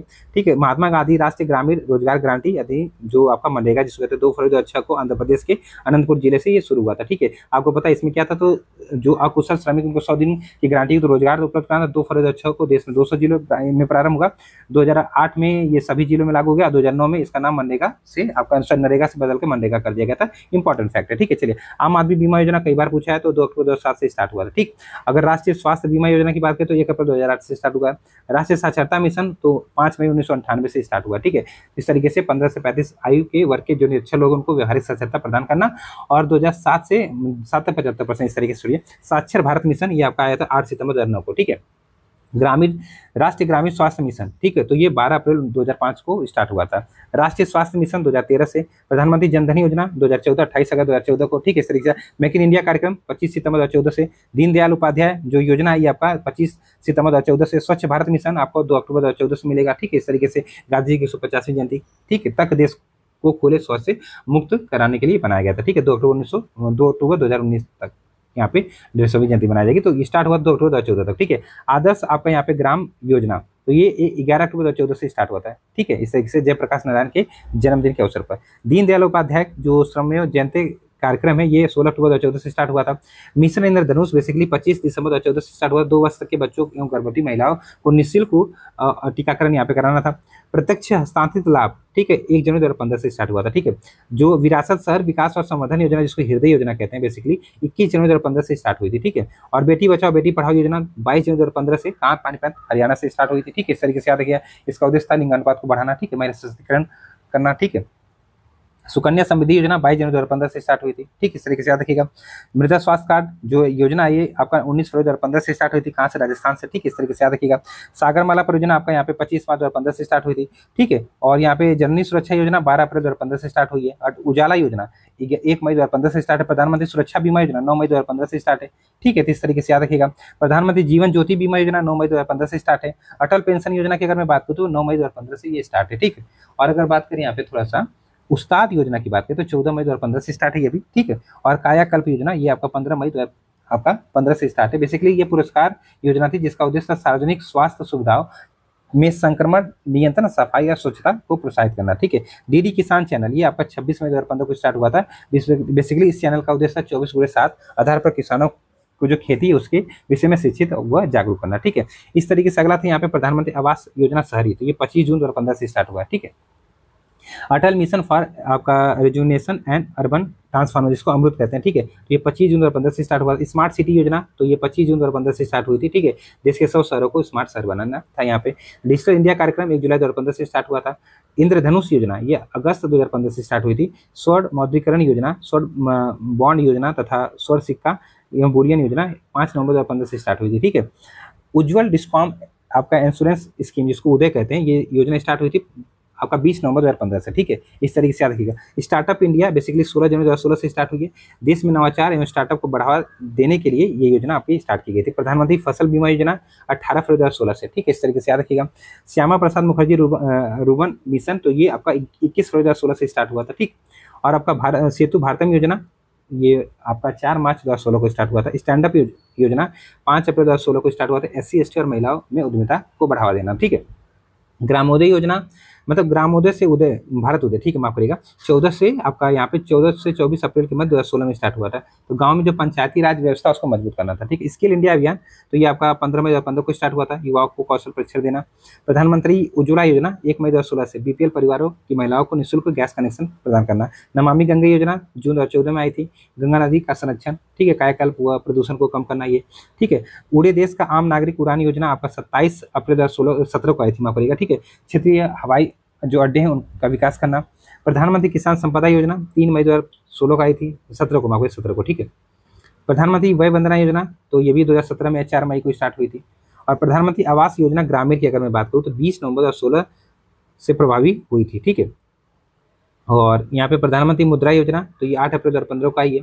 ठीक, और यहाँ पे सुमन योजना तो ये 10 अक्टूबर 2019 को आई है। अटल भूजल योजना तो 25 दिसंबर 2019 को आई है, ठीक। और टीबी हारेगा देश जीतेगा, ये एक तरह से अभियान था, 25 सितंबर 2019 से स्टार्ट हुआ था। प्रधानमंत्री गरीब कल्याण अन्न योजना 2020 में स्टार्ट हुई थी 26 मार्च को। आत्मनिर्भर भारत अभियान ये भी 2020 में 12 मई से स्टार्ट हुआ था, ठीक है। आत्मनिर्भर भारत जो रोजगार अभियान है ये आपका 2020 में ही 12 नवंबर से स्टार्ट हुआ था। सौभाग्य योजना जिसको प्रधानमंत्री सहज बिजली हर घर योजना कहते हैं, 25 दिसंबर 2017 से स्टार्ट हुआ था। गरीब परिवारों को निःशुल्क विद्युत कनेक्शन प्रदान करना था, ठीक है। गरीबी भारत छोड़ो अभियान ये 11 अक्टूबर 2017 से स्टार्ट हुआ था, ठीक है। और भारतमाला परियोजना आपका अक्टूबर 2017 से स्टार्ट हुई थी, देश में जो सड़क कनेक्टिविटी उसको बढ़ाना था। एक धरोहर गोद लो योजना तो 25 अक्टूबर 2017 से स्टार्ट हुई थी। ई नेशनल एग्रीकल्चर मार्केट ई नाम जिसको कहते हैं तो 2016 में आपका 14 अप्रैल को स्टार्ट हुई थी, ठीक है। और यहाँ पे देखा जाए क्या कह रहा है प्रधानमंत्री आपका कृषि सिंचाई योजना तो 1 जुलाई 2015 को स्टार्ट हुई थी, ठीक। और यहाँ पे प्रधानमंत्री अन्नदाता आय संरक्षण योजना जिसको पीएम आशा योजना कहते हैं ये 2018 में स्टार्ट हुई थी 12 सितंबर को, ठीक है। इसके बाद कह रहा है आयुष्मान भारत जो आपकी यहाँ पे योजना है जिसको प्रधानमंत्री जन आरोग्य योजना कहते हैं, 23 सितंबर 2018 को कहाँ पे तो रांची से स्टार्ट की गई थी, ठीक है। देश के 10 करोड़ गरीब परिवारों को 5 लाख रुपए प्रति माह निःशुल्क स्वास्थ्य बीमा कवरेज यहाँ पे प्रदान करना था, ठीक है। पीएम किसान योजना प्रधानमंत्री किसान सम्मान निधि कहते हैं इसको, तो ये 2019 में स्टार्ट हुई थी 24 फरवरी को, ठीक है। और गोरखपुर के उत्तर प्रदेश मतलब गोरखपुर में, ठीक है, गोरखपुर से स्टार्ट हुई उत्तर प्रदेश से। किसानों को प्रति वर्ष आपका 6,000 रुपये मतलब 2-2 हज़ार की 3 किस्त यहाँ पे दी जाती है, ठीक है। प्रधानमंत्री श्रम योगी मानधन योजना 2019 में स्टार्ट हुई थी, ठीक है। और यहाँ पे प्रधानमंत्री कर्म योगी आपकी मानधन योजना तो ये 2019 में 31 मई को स्टार्ट हुई थी। प्रधानमंत्री किसान मानधन योजना तो 2019 में ही 12 सितंबर को ये आपका रांची से स्टार्ट की गई थी, ठीक। इसके बाद स्वामित्व योजना की अगर बात करें तो अप्रैल 2020 से स्टार्ट हुई थी। और पीएम श्री स्कूल योजना की बात करें तो 2022 में स्टार्ट हुई 5 सितंबर को, ठीक है। देश के 14,500 स्कूलों को जो मॉडल स्कूल उसके रूप में विकसित करना था। पीएम विश्वकर्मा योजना तो 2023 में स्टार्ट हुई है 17 सितंबर 2023 को, ठीक है। और अगर पीएम सूर्य घर योजना की बात करें तो 2024 में 15 फरवरी को स्टार्ट हुई है। इसके आगे की जो योजना है एक वीडियो है उसको आप लोग देख लीजिएगा, ठीक है। योजना भी हो गया, चलिए आगे चलते हैं। हम लोग थोड़ा सा जो आधुनिक भारत है उसको देख लेते हैं, ठीक है। तो सबसे पहले यहाँ पे प्रमुख जो भारतीय जन आंदोलन हुए जैसे सन्यासी विद्रोह आपको पता है 1770 से 1820 के मध्य होता है। सन्यासी लोगों के तीर्थ पर कर लगाना, ठीक है। नेता यहाँ पे भवानी पाठक, देवी चौधरानी, ठीक है। क्षेत्र आपका बंगाल, बस इतना याद रखिएगा। जैसे इसकी चर्चा आनंद मठ में भी मिलती है। इसके बाद देखा जाए पागलपंथी विद्रोह 1.5 बोझे 1825 से 33 धार्मिक विद्रोह था, नेता यहाँ पे करम शाह, ठीक है। तो इस तरीके से यहाँ पे इतना याद रखिएगा। इसके बाद आपके फकीर विद्रोह 1776 से 1777 नेता आपका मजनून शाह चिराग अली, ठीक है। और आपका क्षेत्र जो आपका दिनाजपुर रंगपुर था, ठीक है। पाइका विद्रोह 1817 से 1825, ठीक है। और उड़ीसा में पाइक जाति के द्वारा नेता बख्शी जगबंधु, ठीक। इसके बाद आपका अहोम विद्रोह 1828 से 33 तक, क्षेत्र असम, नेता गोमधर कुंवर, ठीक। और इस तरीके से रूपचंद्र कोनार भी थे इसमें शामिल। फराजी जो आपका विद्रोह है ये बेसिकली देखा जाए तो 1838 से 1857 के मध्य, नेता हाजी शरीफुल्लाह, ठीक है। क्षेत्र आपका वही बांग्लादेश वाला क्षेत्र फरीदपुर वाला हो जाएगा, ठीक है। दादू मियाँ भी यहाँ पे जुड़े थे, ठीक। इसके बाद देखा जाए गडकरी विद्रोह तो नेता आपका दाजी कृष्ण पंडित, ठीक है। और 1844 के आसपास ये होता है, क्षेत्र आपका महाराष्ट्र हो जाएगा, ठीक। बहावी आंदोलन की बात कर 1820 से 1870 के मध्य धार्मिक आंदोलन था। इसे वली उल्लाह आंदोलन भी कहा जाता है। नेता यहाँ पे सैयद अहमद बरेलवी, क्षेत्र आपका हो जाएगा प्रमुख जो आपका पटना वाला केंद्र था वहाँ पे।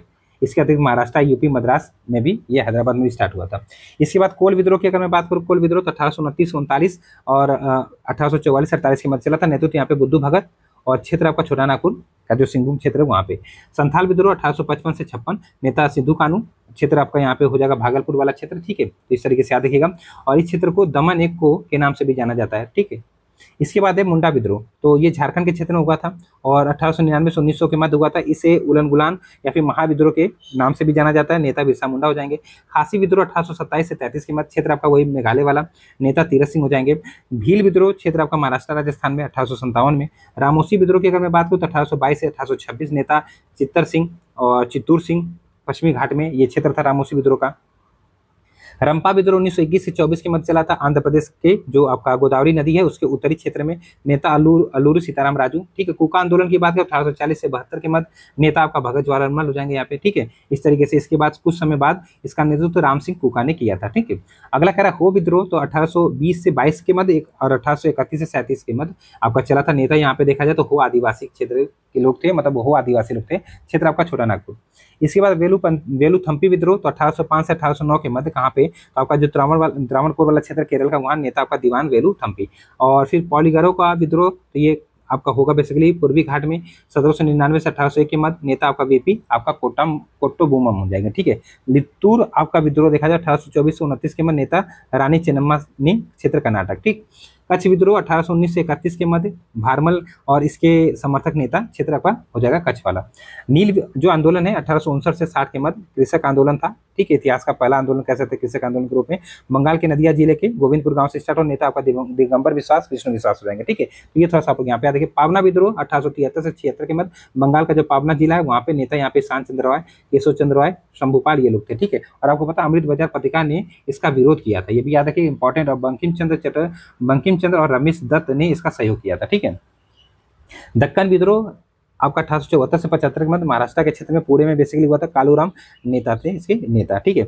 और मोपला विद्रोह 1921 में नेतृत्व अली मुस्लियर, क्षेत्र आपका केरल वाला हो जाएगा, मालाबार वाला। गांधी जी और मौलाना आजाद द्वारा समर्थन इसको प्राप्त था। ठीक है। इसके बाद देखा जाए आपका यहाँ पे क्या कह रहा है कि जो एका आंदोलन है, तो एका आंदोलन की अगर बात करें यहाँ पे एका आंदोलन देखा जाए, एका आंदोलन 1921-22 में क्षेत्र अवध वाला हो जाएगा, जैसे बहराइच, बाराबंकी, सीतापुर क्षेत्र था। नेतृत्व यहाँ पे मदारी पासी और सरेब। ठीक है, हो गया। इसके बाद देखा जाए यहाँ पे बारदोली सत्याग्रह, तो 1928 में गुजरात का जो सूरत वाला क्षेत्र वहाँ पे सरदार पटेल जी इसमें भाग लिए थे। गांधी जी इस आंदोलन में शामिल हुए। इसमें महिलाओं की सक्रिय भूमिका थी और उन्होंने ही उपाधि दी थी सरदार की। ठीक है। इस तरीके से आपका यहाँ पे अखिल भारतीय किसान सभा की बात करें तो 1936 में ना इसका गठन 1936 में गठन किया गया लखनऊ में। मतलब इसका प्रथम सम्मेलन लखनऊ में हुआ था। अध्यक्ष स्वामी सदानंद सरस्वती और महासचिव प्रोफेसर एन जी रंगा। इसके बाद देखा जाए तेभागा आंदोलन 1946 से 50 के मध्य नेता आपका कंपाराम सिंह एवं भुवन सिंह। इस आंदोलन में बटाईदार किसान उनके जमींदारों को फसल का 1/3 भाग और स्वयं को 2/3 भाग देने का फैसला किया गया था। वेलगंगा जो आंदोलन था, वेलगाना आंदोलन 1946 से 51 नेता आपका कामरैया। इसके बाद धार्मिक सुधार से संबंधित जो आपकी संस्थाएं बनी, जैसे ब्रह्म समाज, तो 1928 में बनी थी, राजा राम मोहन राय ने इसकी स्थापना की थी। उद्देश्य था हिंदू धर्म की कुरीतियों में सुधार करना। प्रार्थना समाज की बात करें तो महाराष्ट्र में 1867 में बेसिकली संस्थापक डॉक्टर आत्माराम पांडुरंग। ठीक है। और अब इसके बाद इसमें आर जी भंडारकर तथा महादेव गोविंद रनाड़े जुड़े थे। दक्कन जो एजुकेशन सोसाइटी है ये स्थापना 1884 में गोविंद रनाड़े जी ने की थी। ठीक है। चलिए इसके बाद देखा जाए गोपाल कृष्ण गोखले ने 1905 में सर्वेंट ऑफ इंडिया सोसाइटी की स्थापना की। आर्य महिला समाज की स्थापना पंडिता रमाबाई जी ने किया था। ठीक है। अगर देखा जाए 1899 में प्रोफेसर डी के कर्वे ने पूना में, एक तरीके से देखा जाए यहाँ पे देखिए, यहाँ पे 1899 में प्रोफेसर डी के कर्वे ने पूना में विधवा आश्रम की स्थापना की। इन्होंने वर्ष 1916 में बम्बई में भारतीय महिला विश्वविद्यालय की स्थापना भी की थी। ठीक है। तो ये याद रखिएगा। इसके बाद अगर देखा जाए यहाँ पे थोड़ा सा बात कर लेते हैं आर्य समाज की। ठीक है। आर्य समाज की स्थापना 1875 में संस्थापक दयानंद सरस्वती जी होते हैं। हेडक्वार्टर इसका मुंबई में है, मतलब मुंबई में, बाद में लाहौर में चला जाता है। ठीक है। यह बना दिया जाता है। वेदों की ओर लौटा नारा था इस जो आपका यहाँ पे आर्य समाज था। ठीक है। और 1874 में सत्यार्थ प्रकाश प्रकाशित किया गया स्वामी दयानंद सरस्वती जी के द्वारा। ठीक है। और आपका देखा जाए यहाँ पे तो 1882 में गोरक्षा समिति की स्थापना हुई थी। इसके बाद देखा जाए यहाँ पे परमहंस मंडली, तो 1850 में आत्मारंग पांडुरंग ने कृष्ण जयकर और आपका यहाँ पे दादोबुआ पांडुरंग की सहायता से बंबई में इसकी स्थापना परमहंस मंडली की थी। ठीक है। रामकृष्ण मिशन की बात करें तो स्थापना 1897 में स्वामी विवेकानंद के द्वारा कलकत्ता के वेलूर में की गई थी। वेदांत सोसाइटी की स्थापना 1900 में की गई थी पेरिस में। थियोसोफिकल सोसाइटी स्थापना 1875 में न्यूयॉर्क में मैडम वलास्की और कर्नल अलकाट के द्वारा 1882 में मद्रास के पास अड़ियार क्षेत्र पड़ता है ना चेन्नई में, वहाँ पे हेडक्वार्टर बनाया गया था। धर्म सभा की स्थापना 1830 में राधाकांत देव समाज की स्थापना 1887 में शिवनारायण जो अग्निहोत्री थे। राधा स्वामी आंदोलन की अगर बात करो 1861 में शिवदयाल। ठीक है। और शारदा सदन की बात करो 1889 में रामाबाई। ठीक। इसके बाद अलीगढ़ आंदोलन की बात करें 1875 में नेतृत्व सर सैयद अहमद खान। 1870 में तहजीब उल अखलाक। और यहाँ पे देखा जाए 1864 में कलकत्ता में एक तरीके से देखा जाए साइंटिफिक सोसाइटी की स्थापना करते हैं। 1875 में माउंट एंग्लो ओरिएंटल जो कॉलेज इसकी स्थापना करते हैं। लीडर ने कॉलेज का शिलान्यास किया था, ये भी याद रखिएगा। और 1920 में यही आपका अलीगढ़ विश्वविद्यालय बन जाता है। इसके बाद देखा अहमदिया आंदोलन, तो 1889 में पंजाब से मिर्जा गुलाम अहमद ने इसकी शुरुआत की थी। इसके बाद देखा जाए यहाँ पे देवबंद आंदोलन, तो ये 1886 में सहारनपुर क्षेत्र से नेता यहाँ पे मोहम्मद कासिम ननतवी। सत्यशोधक समाज की बात करें तो स्थापना 1873 में नेता ज्योतिबा फुले इनकी पुस्तक गुलामगिरी। ठीक है। याद रखिएगा आपको यहाँ पे। आत्मसम्मान आंदोलन 1920 में रामास्वामी नायकर जी ने स्टार्ट किया था इसको। वैकोम सत्याग्रह 1924 में। ठीक है। श्री नारायण गुरु और टी के माधवन और एन कुमारन ठीक, इस तरीके से याद रखिएगा। और यहाँ पे अगला देखा जाए बहिष्कृत हितग्राही सभा, तो 1924 में अम्बेडकर जी ने इसको स्टार्ट किया था। 1927 में समाज समता की स्थापना भी अम्बेडकर जी ने की थी। 1930 में all India depress class association की स्थापना भी अम्बेडकर जी ने की थी। ठीक है, 1932 में गांधी जी ने हरिजन सेवक संघ की स्थापना की थी। अब यहाँ पे शिक्षा आयोग की अगर मैं बात करूँ थोड़ा सा, जैसे वुड डिस्पैच है तो 1854 में स्थापना होती है। भारतीय शिक्षा का मैग्ना कार्टा इसको कहा जाता है।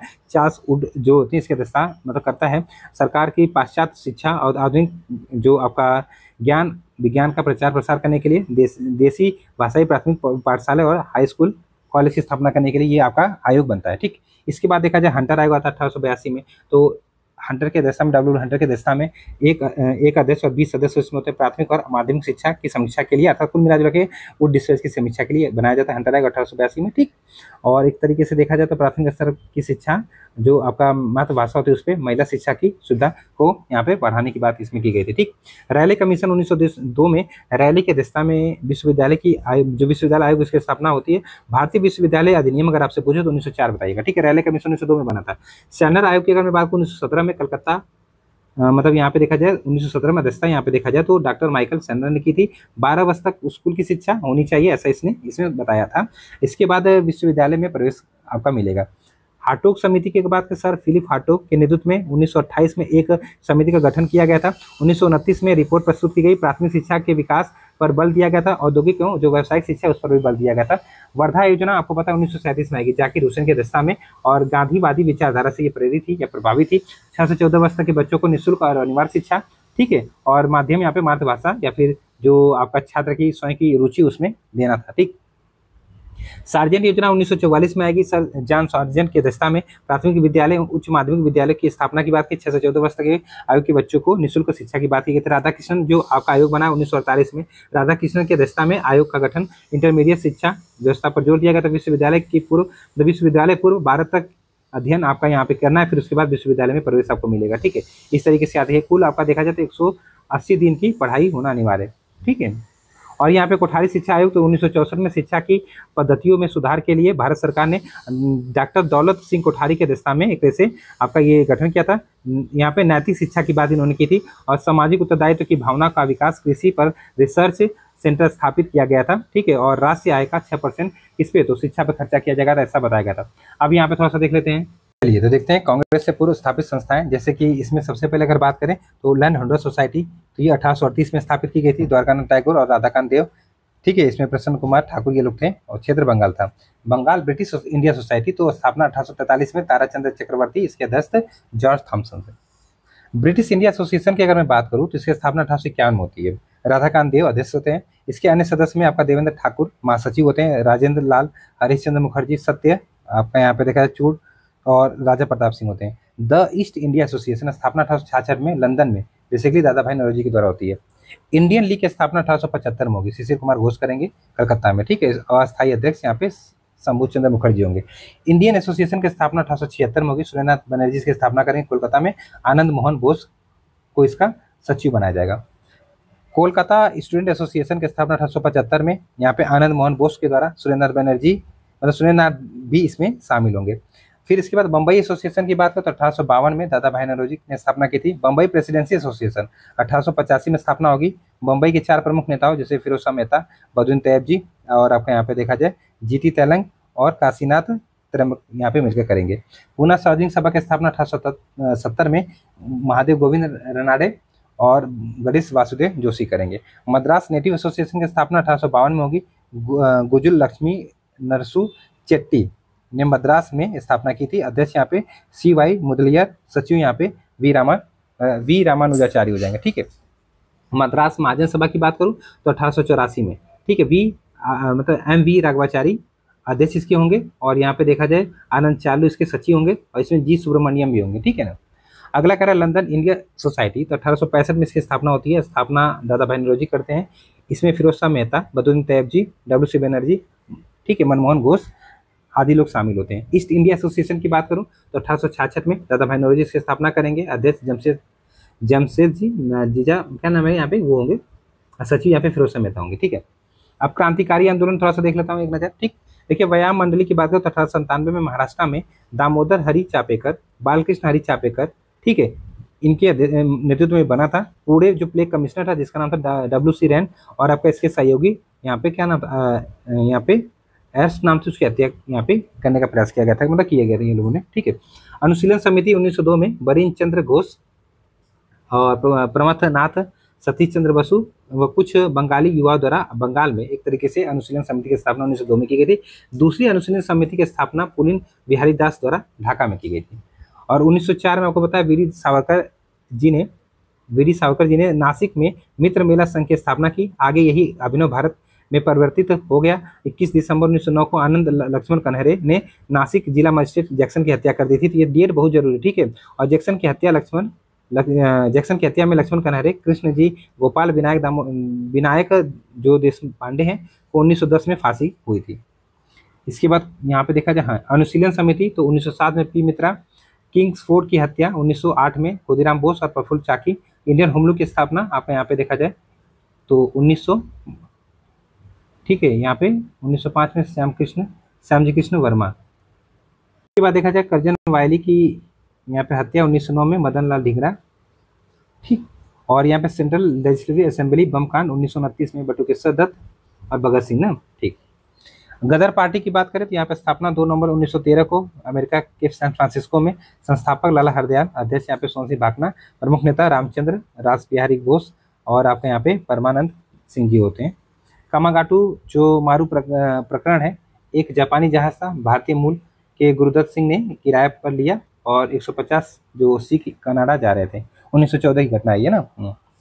अभी हिंदुस्तान रिपब्लिक एसोसिएशन की बात करें, यहाँ पे आचार्य जिसको कहते हैं, 1924 में कानपुर में इसकी स्थापना होती है। रामप्रसाद बिस्मिल, सचिंद्र सान्याल, भगत सिंह और अन्य नेता इसमें शामिल होते हैं। HSRA की बात करें तो 1928 में तो फिरोज शाह मेहता, माफ करिएगा, 1928 में फिरोज शाह कोटला मैदान अर्थात दिल्ली में चंद्रशेखर आजाद जी के दास की स्थापना होती है। काकोरी कांड तो यहाँ पे आचार्य द्वारा 9 अगस्त 1925 को उत्तर रेलवे के लखनऊ सहारनपुर संभाग के काकोरी नामक स्थान पर 8 डाउन सारण जोपुर लखनऊ पैसेंजर ट्रेन थी, उस पर डकैती डालकर सरकारी खजाना लूटना था। ठीक है। 4 लोग को फांसी यहाँ पे की सजा मिली थी। तो यहाँ पे रामप्रसाद बिस्मिल जी को गोरखपुर में, राजेंद्र लाहिड़ी जी को गोंडा में, रोशन सिंह को आपका प्रयागराज में, अशफाकुल्ला खां को फैजाबाद में, ठीक है। और 17 लोगों को कठोर सजा दी गई थी। यहाँ पे IRA की बात करें तो 1930 में इसकी स्थापना होती है। संस्थापक सूर्य सेन, जिनको मां सदा के नाम से जानते हैं। इसमें महिलाओं की सक्रिय भूमिका थी, जैसे प्रीति लता वाडेकर जी थी, कल्पना दत्त जी थी, शांति घोष और बीना दास जी, ठीक है।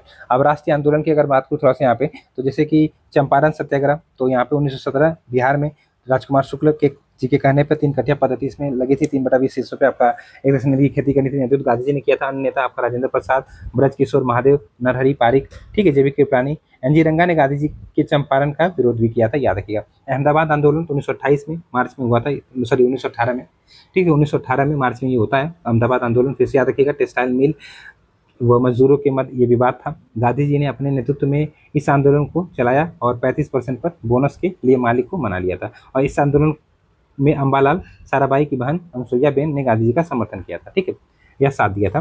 खेरा आंदोलन की बात करें तो 1918 में गुजरात में गांधी जी के नेतृत्व में अन्य लोग वल्लभ भाई पटेल, शंकरलाल, ठीक है, अनुसुईया बेन, इंदुलाल याग्निक तथा महादेव जी इसमें शामिल थे। फसल खराब हो जाने से लगान न देने की बात यहाँ पे की गई थी। और रॉयलेट एक्ट की बात करें तो 1919 में काला कानून भी कहा जाता है इसे, ठीक है। इसमें प्रावधान था कि मजिस्ट्रेट संदेह के आधार पर किसी भी व्यक्ति को गिरफ्तार कर सकती है। 1919 में गांधी जी ने सत्याग्रह की स्थापना की, जिसके अध्यक्ष वो स्वयं रहे। अन्य सदस्य आपका मदन मोहन मालवीय जी, यहाँ पे विठल भाई पटेल जी, श्रीनिवास शास्त्री, मोहम्मद अली जिन्ना, ठीक। जलियांवाला बाग हत्याकांड 13 अप्रैल 1919 को रॉयलेट एक्ट के विरुद्ध और सत्यपाल और सैफुद्दीन जो किचलू थे, इनकी गिरफ्तारी के खिलाफ, ठीक है, बाग में लोग आपका यहाँ पे जो थी उसमें इकट्ठा हुए थे। जनरल डायर ने गोली चलाने का आदेश दे दिया। सरकारी आंकड़ों के अनुसार 379 लोग की मौत यहाँ पे बताई जाती है, लेकिन रिपोर्ट के अनुसार अगर देखा जाए तो करीब 1000, मतलब यहाँ पे 500 से अधिक लिखा है, इतने लोग की मृत्यु होती है। चलिए, इसके बाद देखा जाए यहाँ पे खिलाफत आंदोलन प्रारंभ किया गया था शौकत अली जी के, मतलब शौकत अली के द्वारा, शौकत अली मोहम्मद अली, ठीक, 1919 में। सितंबर 1919 में अखिल भारतीय खिलाफत कमेटी का गठन किया गया था। आदेश यहाँ पे गांधी जी बनेंगे। स्वामी श्रद्धानंद ने अप्रैल 1919 में दिल्ली की जामा मस्जिद के जो आपका यहाँ पे जामा मस्जिद, उससे एक यहाँ पे मंच पे जाके कुछ कहा था, से हिंदू मुस्लिम एकता का भाषण दिया था, ठीक है, और समर्थन नहीं किया था किसने, इस आंदोलन का, तो मदन मोहन मालवीय, जिन्ना ने। किसका? खिलाफत आंदोलन का, याद रखिएगा, ऐसे प्रश्न बन जाते हैं। असहयोग आंदोलन तो शुरू हुआ था 1920 में, प्रथम जन आंदोलन था। एक वर्ष में स्वराज का नारा इसमें गांधी जी ने दिया था। कैसरे हिंद की उपाधि उन्होंने त्याग दी थी। 5 फरवरी 1922 को चौरी चौरा कांड हो जाता है, जिसके कारण आंदोलन समाप्त हो जाता है। स्वराज पार्टी की स्थापना 1923 में सी आर दास और मोतीलाल नेहरू मिलकर करते हैं, ठीक है। और अध्यक्ष यहाँ पे सी आर दास होते हैं, सचिव आपका यहाँ पे महासचिव मोतीलाल नेहरू होते हैं। गांधीदास पैक्ट होता है 1924 में, नवंबर 1924 में गांधी जी और सी आर दास के मध्य समझौता होता है। इस पैक्ट की पुष्टि 1924 के बेलगांव अधिवेशन में की गई थी, ठीक, जिसकी अध्यक्षता स्वयं गांधी जी करेंगे, ठीक है। साइमन कमीशन की बात करें तो गठन 1927 में होता है। 7 सदस्यीय ये आयोग था, 7 अंग्रेज थे। यहाँ पे सर जॉन क्या नाम है इसका, तो अल्सब्रूट साइमन की अध्यक्षता में बनाया गया था। और ये आपका जो कमीशन है 3 फरवरी 1928 को भारत आया था। बहुत विरोध हुआ था इसका, ये 2 बार भारत आया था, ठीक है, ये भी याद रखिए, 2 बार भारत आया था। इसका बहुत विरोध हुआ था, कारण था कि सभी सदस्य अंग्रेज थे। नेहरू रिपोर्ट 1928 में बनती है, मतलब आती है मोतीलाल नेहरू जी की अध्यक्षता में। 8 सदस्यीय लोग इसमें, मतलब 8 लोग इसमें शामिल होते हैं। सुभाष चंद्र बोस और जवाहरलाल नेहरू इस रिपोर्ट का क्या कहते हैं, तो सहमत नहीं होते। 10 डोमिनियन स्टेट की ये बात करते हैं, इसलिए सहमत नहीं थे, ठीक। इसके बात करें जिन्ना की जो 14 सूत्री मांगे थी, तो जिन्ना ने नेहरू रिपोर्ट के में मुसलमानों के लिए पृथक निर्वाचन मंडल की सुविधा ना दिए जाने के कारण इसे अस्वीकार कर दिया। और मार्च 1929 में मुस्लिम लीग ने 14 सूत्री प्रस्ताव रखा था। कांग्रेस का लाहौर अधिवेशन अगर देखा जाए तो दिसंबर 1929 में होता है। आदेशा जवाहरलाल नेहरू साहब करेंगे, पूर्ण स्वराज का यहाँ पे नारा देते हैं, ठीक है, याद रखिएगा। और इसके बाद देखा जाए यहाँ पे तो गांधी जी द्वारा 11 सूत्री मांगे कब आती है, तो समन्वय हो गया जो आपका आंदोलन है प्रारंभ करने से पहले गांधी जी ने 11 मांगे रखी थी, ठीक है। इसके बाद देखा जाए समन्वय के आंदोलन, तो यहाँ पे देखा जाए तो महात्मा गांधी जी के द्वारा फरवरी 1930 में साबरमती आश्रम से हुए जो आपका कार्यकारिणी की दूसरी बैठक में महात्मा गांधी जी ने इस आंदोलन का नेतृत्व, मतलब गांधी जी को नेतृत्व सौंपा गया था। और ये आंदोलन प्रसिद्ध दांडी यात्रा के, मतलब जो दांडी यात्रा है उससे शुरू हुआ था, ठीक है। 5 मार्च 1930 को गांधी जी साबरमती से 78 अनुयायियों के साथ यात्रा शुरू किया था। और 6 अप्रैल 1930 को कहाँ पे, तो दांडी पहुंच के नमक जो कानून था उसको तोड़ते हैं, ठीक है। और तमिलनाडु में जो ये आंदोलन था, बेसिकली जो दांडी यात्रा थी, तमिलनाडु में श्री राजगोपालचारी अब्दुल गफ्फार खां के नेतृत्व में आपका यहाँ पे देखा जाए तो आपका पंजाब के क्षेत्र में चला गया था। इसका नाम खुदाई खिदमतगार फिलहाल कुर्ती आंदोलन यहाँ पे रखा गया था, यह था। नागालैंड में आपका रानी गैडुलू के नेतृत्व में ऐसा आंदोलन हुआ था। गांधी इरविन समझौता देखा जाए तो तेज बहादुर सप्रू, एम आर जयकर के प्रयासों से गांधी और इरविन के मध्य आपका वार्ता होती है 5 मार्च 1931 को, ठीक है। और यहाँ पे फिर से जब ये सारी चीज़ें होती है, गोलमेज सम्मेलन में जाने की बात होती है। दूसरा जो आपका गोलमेज सम्मेलन था उसमें गांधी जी जाने के लिए तैयार हो जाते हैं। फिर वहाँ पे जाते हैं तो आपको पता ही होगा कि बेसिकली जो दलित वर्ग हैं उनके आरक्षण की बात होने लगती है, तो गांधी जी उस पर मतलब बात नहीं बनती, दूसरे गोलमेज सम्मेलन से चले आते हैं। फिर से ये सविनय अवज्ञा आंदोलन चलाते हैं, यहाँ पे दूसरा सविनय अवज्ञा आंदोलन चलाते हैं ये 1932 से 34 के बाद, ठीक है। तो इस तरीके से यहाँ पे 34 में पूरा समाप्त हो जाता है।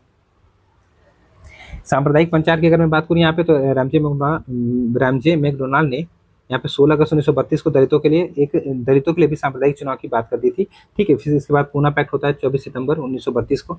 डॉक्टर अंबेडकर तथा हिंदू नेता मदन मोहन मालवीय, श्री राजगोपालचारी, राजेंद्र प्रसाद के प्रयत्न से गांधी जी और अम्बेडकर के मध्य ये समझौता हुआ था। दलित वर्ग की सीटों जो थी 71 से आपका कितना, तो बताइए यहाँ पे 71 से बढ़ाकर आपका यहाँ पे 147 कर दी जाती है ना, ठीक है, चलिए। और अखिल भारतीय अस्पृश्यता लीग की स्थापना गांधी जी ने की, जिसका नाम परिवर्तित होकर हरिजन सेवक संघ हो गया। इसके प्रथम अध्यक्ष घनश्याम बिरला 1932 में ये स्थापित हुई थी। कांग्रेस समाजवादी पार्टी की स्थापना जेपी नारायण, ठीक है, और फूलन प्रसाद वर्मा या कुछ अन्य लोगों ने मिलकर बिहार में 1931 में समाजवादी पार्टी की स्थापना की थी। 1933 में पंजाब समाजवादी पार्टी की स्थापना होती है। 1934 में चांद नरेंद्र देव और जेपी नारायण मीनू मसानी ने मुंबई में कांग्रेस समाजवादी पार्टी की स्थापना की थी। बहुत इंपॉर्टेंट फैक्ट है ये भैया, याद रखिएगा, ठीक है, चलिए याद रखिएगा इसको। अब यहाँ पे प्रांतीय चुनाव की अगर मैं बात करूँ तो 1935 के द्वारा भारतीय प्रांतीय चुनाव हुए, ठीक है, कब 1937 में ना, तो कुल 11 प्रांतों में यहाँ पे 1937 में चुनाव होते हैं, ठीक है। कुल यहाँ पे देखा जाए तो 11 प्रांतों में चुनाव संपन्न हुए। भारतीय कांग्रेस ने 5 प्रांतों में बहुमत मिली और कुल 8 प्रांतों में कांग्रेस सरकार बनाती है। प्रांतों में कांग्रेस की सरकार यहाँ पे देखा जाए तो 28 माह तक चली। 1939 में मंत्रिपरिषद ने त्यागपत्र दे दिया। दरअसल आपको पता है कि बिना पूछे दूसरे विश्व युद्ध में शामिल कर लिया गया था, इसलिए, ठीक है। इसलिए यहाँ पे देखा जाए मुस्लिम लीग ने मुक्ति दिवस के रूप में 22 दिसंबर 1939 को मनाया था। अब यहाँ पे देखा जाए कांग्रेस त्रिपुरी संकट क्या, तो 1939 में त्रिपुरी अधिवेशन में सुभाष चंद्र बोस ने पटवी सीतारामैया को पराजित कर दिया। कांग्रेस ने सुभाष चंद्र बोस पर दबाव बनाया तो उन्होंने त्यागपत्र दिया। बाद में राजेंद्र प्रसाद अध्यक्ष बने थे, ठीक है। तो यही आपका क्या था, तो कांग्रेस का त्रिपुरी संकट था। व्यक्तिगत सत्याग्रह 17 अक्टूबर 1940 को स्टार्ट हुआ था पावनार आश्रम महाराष्ट्र से, ठीक है। विनोबा भावे इसके पहले सत्याग्रही थे, फिर आपका जवाहरलाल नेहरू दूसरे, और तीसरा आप लोग बताइएगा। भारत छोड़ो आंदोलन तो 9 अगस्त 1942 को करो या मरो का नारे के साथ स्टार्ट हुआ था, इसे अगस्त क्रांति भी कहते हैं। समानांतर सरकार की अगर मैं बात करूँ यहाँ पर थोड़ा सा, तो भारत छोड़ो आंदोलन दौरान बलिया में चित्तू पांडे के नेतृत्व में समांतर सरकार बनी थी। सतारा में वाई बी चौहान तथा नाना पाटेल के नेतृत्व में। बंगाल में तामलुक नामक स्थान पर जातीय सरकार की स्थापना होती है। उड़ीसा के तलचर में कुछ समय के लिए समांतर सरकार चली थी।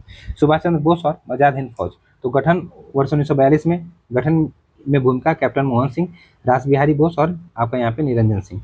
1943 में रास बिहारी बोस ने सुभाष चंद्र बोस जी ने 1943 में रास बिहारी बोस जी ने आजाद हिंद फौज का नेतृत्व सुभाष चंद्र बोस जी को सौंप दिया था। ठीक है, इस तरीके से याद रखिएगा। लाल किला मुकदमा तो ये 1945 में आजाद हिंद फौज के सिपाहियों पर झूठा मुकदमा चला गया था। कर्नल सहगल, कर्नल ढिल्लन और मेजर शाहनवाज खान और पर राजद्रोह का मुकदमा यहाँ पे लगाया गया था। बचाव में भूलाबाई, आपका यहाँ पे देखा जाए देसाई प्रमुख वकील थे यहाँ पे, तो आपका यहाँ पे उनका साथ यहाँ पे तेज बहादुर सप्रू, कारजू और इन लोगों ने यहाँ पे जवाहरलाल नेहरू साहब भी इसमें थे। ठीक है, इस तरीके से याद किया और फिर उन्हें छोड़ दिया गया था। ठीक, तो कुछ और जैसे 1946 में शाही नौसेना विद्रोह, 16 अगस्त को आपको पता है 1946 में क्या होता है, तो प्रत्यक्ष कार्रवाई दिवस मुस्लिम लीग के द्वारा मनाया जाता है। भूदान आंदोलन 1951 में विनोबा भावे के द्वारा पोचमपल्ली तेलंगाना से। तो इस तरीके से ये आज का पहला लेक्चर रहा, 1 घंटे लगा है। देखिएगा बहुत सारी इंपॉर्टेंट चीज़ें इसमें हैं। आई होप कि आप लोग को चीज़ें पसंद आएंगी। अगर ये पहला लेक्चर आप लोग पसंद करते हैं तो इसी तरीके से मेरा पूरा प्रयास रहेगा, कम से कम आपके 70 से 80 प्रश्न यहाँ से तैयार हो जाएंगे। इस तरीके से कोशिश करूँगा कि थोड़ा समय दे के अच्छे से चीज़ों को यहाँ पे असेंबल करके लाऊँ, ताकि इंपॉर्टेंट चीज़ें रहें और आप लोग का यहाँ से अच्छा खासा जो रिवीजन है एक तरीके से 7-8 लेक्चर में हो जाए। ठीक है, तो इसको सपोर्ट करिएगा, बताइएगा कमेंट करके जरूर। ठीक, मिलते हैं कल, धन्यवाद।